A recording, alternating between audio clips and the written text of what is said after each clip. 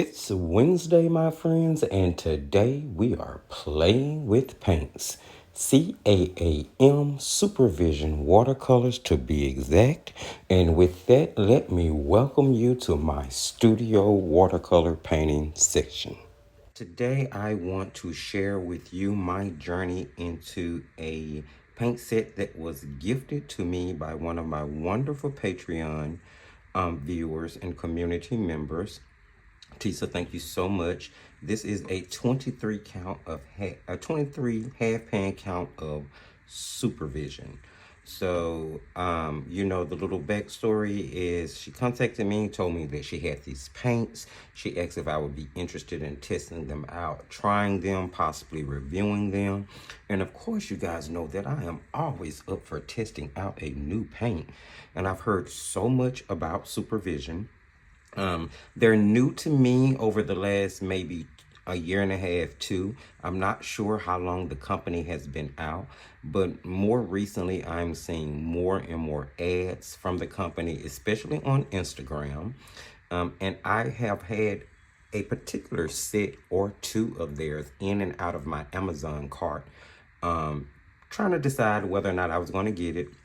Of course, I've been on sort of a no-buy for 2024, and most of the things that you guys have seen has been gifted to the studio, which I feel very grateful for. So I'm just going to take a deep dive into these paints and, share what I find with you guys. Now, when I originally received the 23 half pans, they were in this very cute little clamshell. Now, there wasn't a box, but it was packaged for safe travel.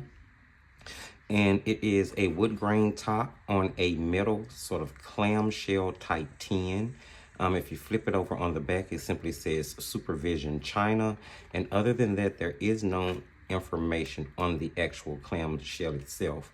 Now, I'm not sure what the box that it came in happened to look like.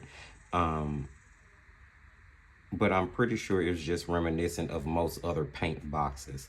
Now, there were the 23 half pans on the inside of this clamshell, and there seems to be a huge piece of double-sided tape which was holding the pans down.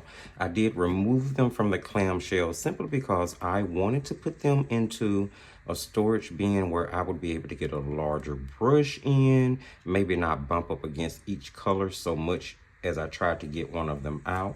So I transferred those 23 half pans into my Christy Rice Botanical palette, which of course was empty when I got it. Had 48 half pan slots in it.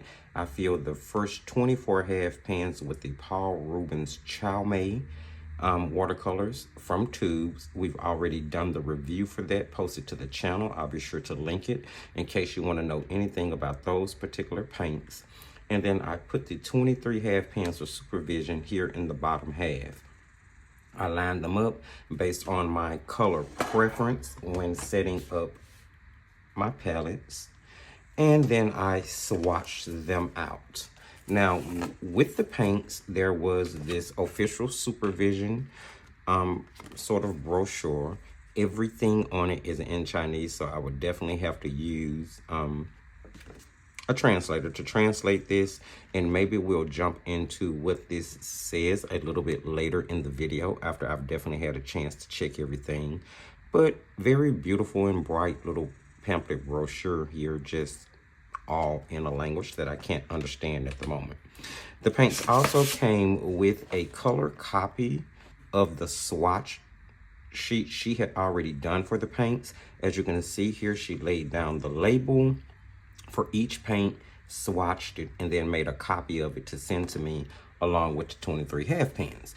This is a great advantage because they were already unwrapped. Here I'm able to see what the wrappers look like, and those wrappers do offer the index number, the color name, the pigment information for each of the paints, transparency information, and light fastness as well. So all of the relevant information that you would expect with a professional grade of paint is included and attached to each individual pan for reference, which is a wonderful thing for those who are into pigment information, light fast information, transparency. Now, if you happen to not care about any of that, that is absolutely fine. You choose your paints based on other criteria, and I definitely welcome that, but I do like to give the relevant information for those people who are interested in that pigment side of it.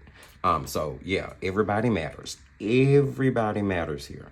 So what I did was to transfer all of the information from the wrappers to my swatching sheet. And what I want to do at this point is actually share the swatching with you. So we are going to cut into me doing the swatching sheet. And as I swatch the paints, I will be telling you the color name in the pigment code for each of the pigments to make up the paints. That way we won't have to cover that too much later on in the video. Now, once we get through with the swatching, we'll cut back and we'll look at some color mixing, which I will do while you guys are looking at the swatching. And then eventually we are going to get into doing a really cute little straightforward demo. I'm going to show you how I used a stamp in order to put down an image that would allow me to kind of test the paints. I wanted something that would have, you know, wide open areas. That way I could definitely test the flowability, the blendability, and the granulation of the paints. Now, I swatched the paints out in a painter's color diary. This is 100% cotton watercolor paper, and I was able to see from the swatching that several of the colors seem to have some really nice granulation to them. So I want to kind of use them in like these big color mixing areas and in this big sort of preliminary demo. That way I can see how the granulation fares out. Now, this will not be a review video. This is just kind of a preliminary look, looking at the swatching, the color mixing, a demo. I'm going to be using this as one set of the paints that I use during World Watercolor Month, which is the month of July. If you're not familiar with that, you can check the doodlewash.com website, and it will give you all of the ins and outs of World Watercolor Month for the month of July. I will also be posting the prompt list for World Watercolor Month in the community section of this channel, as well as on the Thrifty Apprentice Instagram page, just in case you want to participate in World Watercolor Month during the month of July. So as soon as they release the prompt list, I will get it put up on different on other social sites in case you're interested and kind of participating with me. So let's jump into the swatching, and then we'll come back, look at the color mixing, and do a demo. All right, my friends, let's go ahead and jump into the swatching. And as I've said before, I'm going to be sharing the pigment numbers as we do. First up, we are swatching Quin Magenta, which is quinacridone magenta, with a pigment code of PR122. Really beautiful magenta color. Next is new. I have not heard this name many times. Cocinal Red. I'm hoping I pronounced that right. Ironically enough, it does not have an index for the pigment chart. It's simply listed as NA, so it's definitely one I would have to research before the review. Next up, I am swatching out SV Red. Not sure what the SV stands for, if anything at all. And the pigment code for that color is PR254. So far, 2 single pigments. Next up, we have Permanent Orange, which is a really beautiful orange. All of the colors so far are beautiful and bright. And that has a pigment index code of PO13. Now we're going to swatch out Permanent Yellow Deep, a really nice deep yellow sun-leaning color with a pigment code of PY65. Next up, we are going to be swatching out Yellow Lemon. Yes, I said that right. Not lemon yellow, but yellow lemon. However, we are familiar with the pigment code of PY3, so pretty familiar to us. Next up, we're going to be swatching Olive Green. Now, this is actually the first triple pigment color that I run across. It is PG7, PY14, and PY12. It's a very beautiful green, but I will have to wait to see just how transparent it could possibly be once it actually dries. Next up, we are swatching out Sap Green. Sap Green simply has a pigment code of PG7, which is the pigment code for phthalo green. You will notice that common thread throughout the greens in this set. Next up, we're swatching out Yellow Green, which is dual pigment, PY12, and again, PG7. So all over the greens with that PG7 base. Next is Dark Cyan. And when I think of cyan, for some reason, I think of blue, like a primary or a variation. Now, this to me is a bluey green. It is dual pigment. It is PB17 and PG7. So again, with that phthalo green base. Next up, we're swatching out Sky Blue. I've seen it called Peacock Blue, if I'm not mistaken, as well. PB17. I may be mistaken about that. Maybe. If I am, let me know. I think I'm right. I'll check to make sure. Next up is one of my favorite pigment and favorite colors, no matter what set you get it in. I swatched out Ultramarine Blue, which was PB29. At this point, I am swatching Lake Blue, which actually has much more of a purple undertone than I expected it to. And the pigment code for that one is PB10. Definitely going to be going back to check some of the pigments just to see how light fast they are. Next up, we have Cobalt Blue. Cobalt Blue has a pigment code of PB28. And now I'm actually swatching Cobalt Turquoise. Been waiting to get my hands on this color for quite some time. And it also is single pigment, PB36. Here we're swatching out Permanent Violet, which is the only purple violet tone in the set. It is PV23, and now we're going to move into swatching the earth tones. The first one being Golden Ochre. So instead of yellow ochre, you will get a golden ochre in this set with the pigment number being PY43. Next up, we're swatching Burnt Sienna. And of course, it depends on what set you get it from as to what pigment is made from. But this one is made from PR101, which is going to be a little more red than PBR7, which most people may be familiar with. Next up, we have Natural Ochre, which is new to me in a set, and I think it's a really beautiful color. It has a pigment code of PY12, and then we're moving into our second triple pigment color, which is the Burnt Umber. It is made of PY43, PR101, and PBR6, which I'm sure is just a different formulation for brown, but I would definitely have to check PBR6 to see what the stability of that pigment is. Next up is one of my favorite grays in the entire world. That's Payne's Gray. PBK7 is what it's made up of. And then we'll move into swatching the black of the set, which is Ivory Black.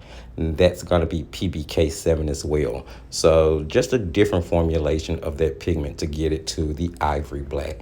And last but not least, we're swatching out a pretty opaque dual pigment of PO73 and PW6, and the name of this color is Shell Pink. And that, my friends, will wrap up the swatching section, and I'll see you on the other side. So friends, while you guys were watching the swatching and listening to the pigment information, I was a busy little bee doing some color mixing here with the paints. And I did go ahead and do a demo that you will be seeing in just a moment. Now, I used some just rinky-dink throw around paper here. This is Canson Graduate 117-pound paper. If you have a better paper, definitely use it. I have several pads of this that I'm trying to get used up. And it worked well. It works well for swatching, and although this swatching is on 100% cotton paper, I did use that graduate paper to do the color mixing and today's demo. So just to let you know that you can use humble supplies and still get a pretty decent result, especially when you're just kind of practicing, you know, you're just practicing to build skill. Color mixing came out really well. The colors actually blend together pretty beautifully. Again, I think I told you guys already, I'm going to be using these throughout World Watercolor Month. So we'll get around to a review eventually one day down the line. Here's a demo we're doing. Now, what I want to do is walk you through how I got this image before we move into using the paints on them. So this is actually a Christy Rice watercolor stamp set stamp. And this is an amazing little trick for my friends who do not draw or sketch.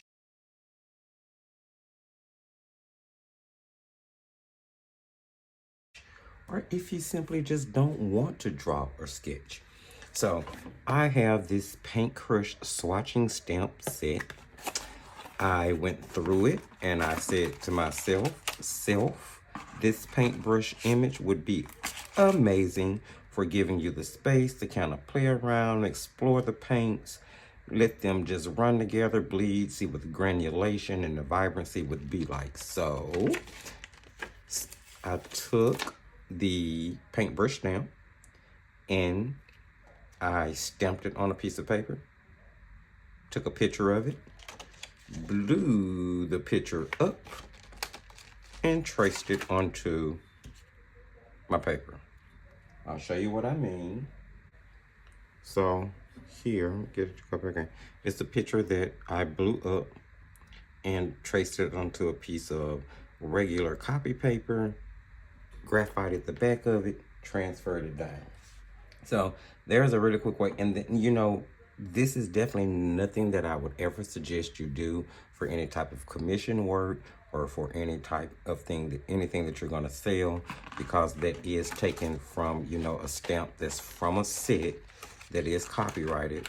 But for practice work, for just doing something like this as a demo so that I could teach a class, then I'm pretty sure, and I wouldn't be trying to sell this work. So for that type of purpose, I believe is perfectly okay.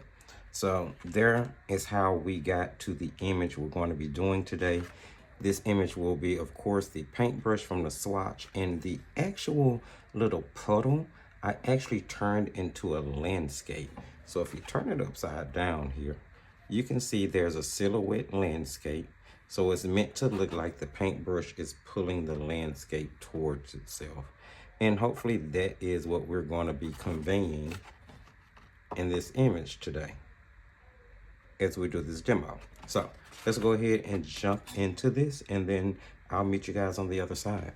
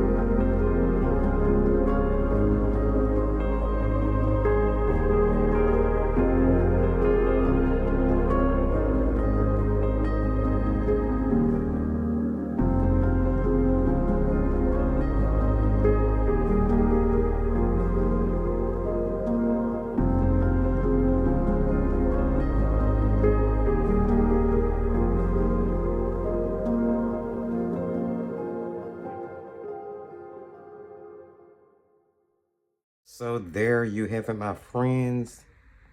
That is going to wrap up our sort of overview of the Supervision 23 half pan set. I don't know if this set has a particular name. Something else I'm going to have to do some research on before I eventually get around to the review, which I will reiterate will be quite a while down the road as far as the video list go, because I'm going to really be using these paints. This is one of the many sets I'll be using throughout July. I just kind of want to go ahead and get them swatched out and kind of get a feel for them, because I know for at least the first week of World Watercolor Month, this is a set I'll be using right out of the gate. Hopefully you guys enjoyed the demo. Getting to see how the colors mixed together here.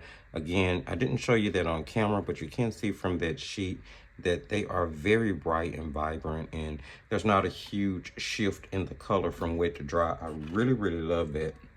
You know, preliminary feel for the paints kind of give me the impression, they kind of, you know, as far as the brightness and the boldness and the way it holds, it gives me Magello, Mission Gold. It gives me Shinhan PWC or Shinhan Professional, because they're bright and vibrant like that as well.